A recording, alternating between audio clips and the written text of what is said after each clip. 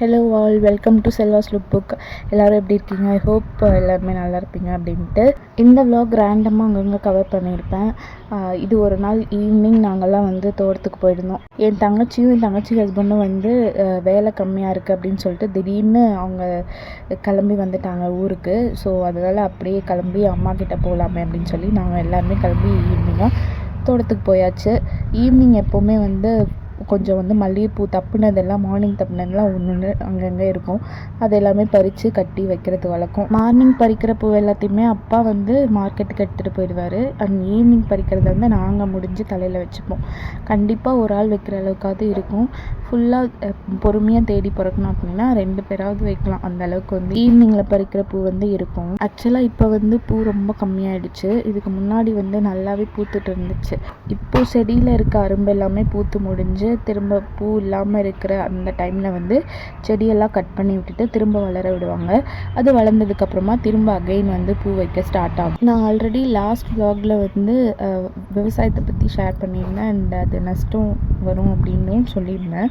But மல்லிகைப்பூ பொறுத்தவரை வந்து பெருசாக விவசாயிங்களுக்கு நஷ்டம் கிடையாது. பட் அதை மெயின்டைன் பண்ணுறது தான் கஷ்டம். ஏன்னா மல்லிகைப்பூ நட்டோம் அப்படின்னா மார்னிங்கில் தான் வந்து போய் பறிக்கிற மாதிரி இருக்கும். அதுக்கு ஆள் கிடைக்க மாட்டாங்க. ஏர்லி மார்னிங்கே போகிற மாதிரி இருக்கும். ஒரு 6-7க்கெலாம் போயிட்டு ஒரு 9-10க்குள்ளே பூ பறித்து மார்க்கெட்டுக்கு கொண்டு போகிற மாதிரி இருக்கும். ஸோ அது வந்து கொஞ்சம் கஷ்டமாக இருக்கும். ஆள் வந்து 1-2 பேர் தான் வருவாங்க. நம்ம நிறைய நட்டிருந்தோம் அப்படின்னா அப்போ நிறைய பேர் கூப்பிடுறது கஷ்டம். அண்ட் நெக்ஸ்ட் டே வந்து பார்த்திங்கன்னா நான் ஹாஸ்பிட்டல் இங்கே வந்து போயிருந்தேன். அதாவது நேட்டிவ் வந்ததுக்கப்புறமா இங்கே பக்கத்தில் உசிலம்பட்டிக்கு தான் எங்களுக்கு சிட்டின்னு பார்த்தா. ஸோ அங்கே வந்து போயிருந்தேன். இது வரைக்கும் ஸ்கேன் அதுக்கப்புறம் எல்லாமே பிளட் டெஸ்ட் எல்லாமே பார்த்தது வந்து சென்னையில் தான். அண்ட் இங்கே வந்து பார்க்குறப்போ எங்களுக்கு என்ன இஷ்யூ ஆச்சு அப்படின்னா, நாங்கள் டைரெக்டாக உசிலம்பட்டிக்கு போகாமல் பக்கத்தில் இருக்க எங்கள் ஊர்லேருந்து பக்கத்துலேயே ஒரு ஊரில் வந்து ஹாஸ்பிட்டல் இருக்குது. கவர்மெண்ட் ஹாஸ்பிட்டல் தான். ஸோ அங்கே ஃபஸ்ட்டு செக் பண்ணிடலாமே அப்படின்னு சொல்லிட்டு அங்கே ஃபஸ்ட்டு போனப்போ வந்து என்னோடய எக்கோ ரிப்போர்ட்டில் சம்திங் ஏதோ மைல்டாக வந்து ப்ரெஷர் இருக்குது அப்படிங்கிற மாதிரி மென்ஷன் பண்ணியிருக்காங்க போல். அதை பார்த்துட்டு இவங்க உடனே வந்து உசிலம்பட்டிக்கு மாற்றி விட்டுட்டாங்க. உசிலம்பட்டி ஜிஹெச் போய் பாருங்கள் அப்படின்னு சொல்லிட்டு. இங்கேயாவது பரவாயில்ல, உங்களுக்கு இந்த மாதிரி ரிப்போர்ட்டில் மென்ஷன் பண்ணியிருக்காங்கப்பா, இது வந்து ஆரம்ப சுகாதார நிலையம் தான், நம்மளுக்கு போதுமான ஃபெசிலிட்டிஸ் இங்கே கிடையாது. ஸோ நான் உங்களுக்கு வந்து உசிலம்பட்டிக்கு எழுதி தரேன் அப்படின்னு தெளிவாக சொல்லி எழுதி கொடுத்தாங்க. அதனால பிரச்சனை இல்லை. ஆனால் உசிலம்பட்டிக்கு போன உடனே அங்கே என்ன பண்ணாங்கன்னா, கரெக்டாக ப்ராப்பராக செக் பண்ணாமல் கூட நீங்கள் வந்து டைரெக்டாக மதுரை ஜிஹெச்கே நாங்கள் எழுதி கொடுத்தோம், நீங்கள் அங்கே போய் பார்த்துக்கோங்க அப்படின்னாங்க. எனக்கு செம்ம கோவம். அவங்களுக்கு டைமு முடிஞ்சிச்சுன்னு நினைக்கிறேன். 12க்கு மேலே பெருசாக வேலை பார்க்க மாட்டுறாங்க அந்த யூனிட்டில். முக்கியமாக எங்கள் ஊர் பக்கத்தில் இருக்க ஹாஸ்பிட்டலில் வந்து கார்டியாலஜிஸ்ட் கிடையாது. அவங்களோட ஒப்பீனியன் வாங்கணும். அண்ட் இது வந்து ஆரம்ப சுகாதார நிலையங்கிறதுனால இங்கே ஃபெசிலிட்டிஸ் கிடையாதுன்னு சொன்னாங்க. பட் உசிலம்பட்டியில் எல்லாமே இருக்குது. பட் இருந்தாலும் அவங்க வந்து பார்க்கல. சரின்னு சொல்லிட்டு வந்ததை வேஸ்ட் பண்ண வேண்டாமே அப்படின்னு சொல்லி அகைன் நாங்கள் வந்து ப்ரைவேட்டில் போயிட்டு எக்கோ ரிப்போர்ட் எடுத்தப்போ அவங்க நார்மல் தான், எந்த பிரச்சனையும் கிடையாது. கொஞ்சம் ஹார்ட் பீட் மட்டும் எக்ஸ்ட்ராவாக இருக்குது. இது வந்து நார்மல் தான், எல்லாருக்குமே இருக்கிறது தான். மேபி நீங்கள் அந்த டைமில் பதட்டமாக இருந்தீங்க அப்படின்னா இந்த மாதிரி காட்டும், அப்படி பெரிய பிரச்சனைன்னு எதுவுமே கிடையாது அப்படின்னு சொல்லி தான் அனுப்பிச்சாங்க. திரும்ப அகெயின் அந்த ரிப்போர்ட் எடுத்துகிட்டு நாங்கள் வந்து எங்கள் ஊர் பக்கத்தில் இருக்க ஜிஹெச்கே போனோம்.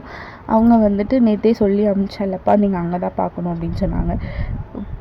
ஓகேன்னு சொல்லிவிட்டு திரும்ப அகெயின் உசிலம்பட்டிக்கு போயிட்டு இந்த மாதிரி நடந்ததெல்லாம் சொல்லி, நீங்கள் வந்து நேற்று மதுரைக்கு போக சொன்னீங்க, பட் அகைன் நாங்கள் ரிப்போர்ட் எடுத்து பார்த்ததில்ல, எங்களுக்கு எந்த பிரச்சனையும் கிடையாது.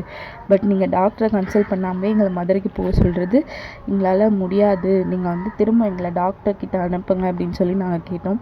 உடனே அந்த நர்ஸ் வந்து ரொம்ப ஹார்ஸாக பேச ஆரம்பித்தாங்க. ஆக்சுவலாக அவங்க நர்ஸ் கூட கிடையாது, ரிசப்ஷனில் இருப்பாங்கள்ல. ஸோ அவங்க தான் வந்து ரொம்ப பேசினாங்க. நேற்றே உங்களை வந்து நாங்கள் மதுரைக்கு போக சொன்னாங்களே, அப்புறம் நீங்கள் போகாமல் இங்கே வந்திருக்கீங்க அப்படின்னு சொல்லிட்டு. பட் நாங்கள் வந்து ஒத்துக்கவே இல்லை. பதிலுக்கு பதில் பேசணும். நீங்கள் வந்து டாக்டரை கன்சல்ட் பண்ணாமே நேற்று போக சொன்னீங்க, அதனால தான் போகலை. இன்றைக்கி நாங்கள் டாக்டரை கன்சல்ட் பண்ணிவிட்டு கார்டியாலஜிஸ்டோட ஒப்பீனியன் கேட்டுட்டு தான் நாங்கள் இங்கேருந்து போவோம் அப்படின்னு சொல்லி தெளிவாகவே சொல்லிட்டோம். நேற்று டாக்டர் சொல்லாமல் எப்படி என்னை வந்து பார்த்தீங்க அப்படின்னு சொல்லி அவங்க அகைன் கத்த ஆரம்பித்தாங்க. நான் பதிலுக்கு கொஞ்சம் வாய்ஸ் ரைஸ் பண்ண வேண்டியதாக ஆயிடுச்சு.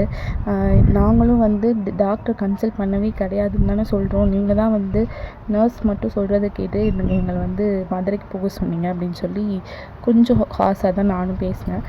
அப்புறமா தான் பக்கத்தில் இருந்த டாக்டர் வந்து ஓகே டென்ஷன் ஆகாதீங்க செக் பண்ணலாம் அப்படின்னு சொல்லிட்டு அவங்க ரிப்போர்ட்லாம் வாங்கி செக் பண்ணிவிட்டு அகைன் கார்டியாலஜிஸ்டோட ஒப்பீனியன் வாங்கினதுக்கப்புறமா ஒரு பிரச்சனையும் இல்லை, உங்களுக்கு வந்து அந்த ரிப்போர்ட்டில் மென்ஷன் பண்ணியிருக்கதெல்லாம் ட்ரூ இல்லை அப்படின்னு சொல்லிட்டு அவங்க கன்ஃபார்ம் பண்ணாங்க.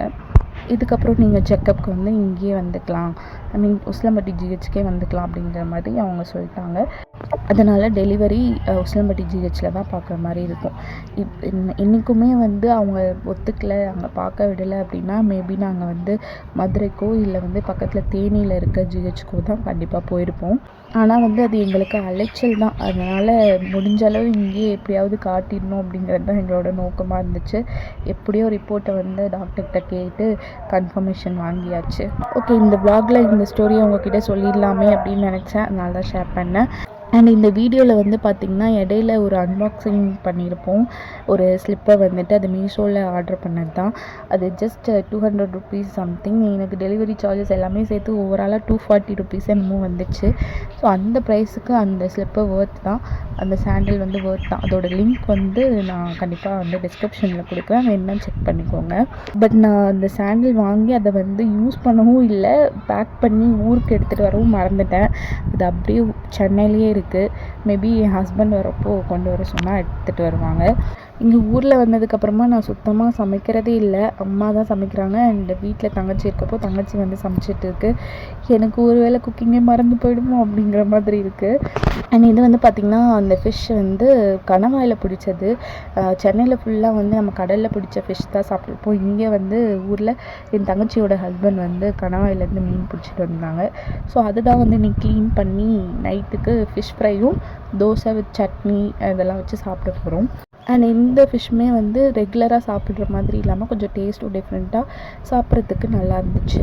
பக்கத்தில் தான் கனவா இருக்குன்றதுனால வீட்டுக்கு வர வரையுமே அந்த ஃபிஷ் எல்லாமே உயிரோடு தான் இருந்துச்சு. அதை பார்த்து கம்சி ஒரே ஆட்டம், ஒரு மாதிரி பயம் கலந்த சந்தோஷம்னு சொல்லுவாங்கள்ல, பயந்துட்டே துள்ளி குதிச்சுட்டே விளையாடிட்டு இருந்துச்சு கம்சி. மேடம் எப்போவுமே ஸ்கூல் விட்டு வந்து குளிச்சுட்டு ட்ரெஸ் எல்லாம் மாற்றிடுவாங்க. இப்போ அவங்க அம்மா அப்பாலாம் வந்த உடனே குஷியில் வந்து எந்த இதுவும் பண்ணாமல் ஜாலியாக விளையாடிட்டு இருக்காங்க. சரி, நானும் ஃப்ரீயாக விட்டுட்டேன். ஹோம் ஒர்க்லாம் கூட சரியாக கம்ப்ளீட் பண்ணல, பட் அடுத்து பார்த்துக்கலாம் அப்படின்னு சொல்லி விட்டாச்சு. இந்த விளாக் வந்து அவ்வளோதான். உங்களுக்கு பிடிச்சிருக்குன்னு நினைக்கிறேன். நம்ம அடுத்த ஒரு சூப்பரான விளாகில் மீட் பண்ணலாம். பாய் பாய்.